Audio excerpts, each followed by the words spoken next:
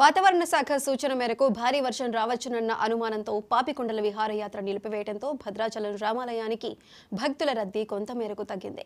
భద్రాచలం రామాలయ దర్శనానికి వచ్చిన వారంతా రాములవారి దర్శనం తర్వాత భద్రాచలం మీదుగా అల్లూరి సీతారామరాజు జిల్లా పోచారం గ్రామానికి వెళ్లి అక్కడి నుంచి లాంచ్లో పాపికొండల విహారయాత్రకు వెళ్లటం ఆనవాయితీ. కానీ 4 రోజులుగా భక్తుల రద్దీ తగ్గింది. గోదావరి పరివాహక ప్రాంతంలో భారీ నుంచి అతి భారీ వర్షాలు కురుస్తాయని ఆంధ్రప్రదేశ్ వాతావరణ శాఖ అధికారులు సూచించారు. దీంతో పాపికొండల విహారయాత్రను తాత్కాలికంగా నిలిపివేశారు. భద్రాచల రాముని దర్శనం, పాపికొండల విహారయాత్ర కలిపి ప్లాన్ చేసుకునేవారు తమ ప్రయాణాలు వాయిదా వేసుకున్నారు.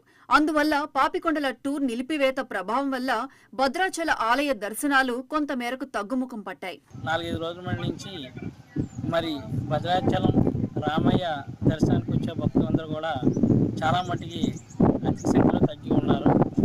ఎందుకంటే ఇక్కడ రామయ్య దర్శనం చేసుకొని అలాగే పర్ణశాల దర్శనం కూడా చేసుకొని ఈ రెండు అయిపోయిన అనంతరం సరదాగా విహారయాత్ర అని చెప్పేసి ఒక పాపికొండల యాత్ర అనేది ఒకటి నిర్వహించడం జరిగింది. చాలా అందమైన కొండల్లో ఆ చక్కటి విహారయాత్ర చేసి తమ గ్రామాలకు వెళ్ళటం జరుగుతూ ఉంది.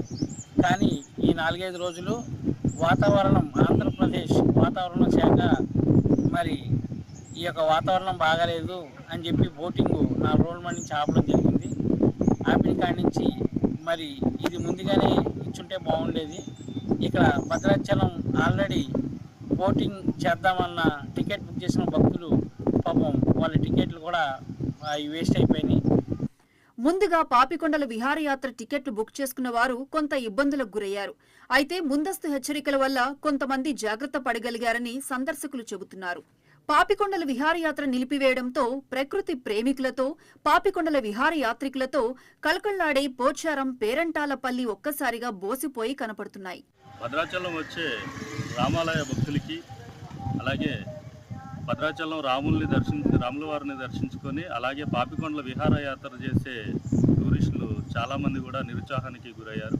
కారణం వాతావరణంలో వచ్చిన మార్పుల్ని ఆంధ్రప్రదేశ్ గవర్నమెంట్ పరిగణనలోకి తీసుకొని భారీ నుంచి అతి భారీ వర్షాలు ఉంటాయన్న కారణంతో ఏ సమస్య ముందుగానే వాటిల్లకుండా ఆ పాపికొండల బోటింగ్ని నిలిపివేయడం జరిగింది. సడన్గా తీసుకున్న ఈ నిర్ణయానికి భద్రాచలం వచ్చే రామాలయానికి వచ్చే భక్తుల రద్దీ భారీ నుంచి అతి భారీగా తగ్గిపోవడం జరిగింది. కాబట్టి ఇక ముందు రోజుల్లో ఇటువంటి కార్యక్రమాలు ముందుగానే తెలుసుకొని పాపికొండలకు కానీ అలాగే భద్రాచలానికి కానీ రావాలని కోరుకుంటున్నాను.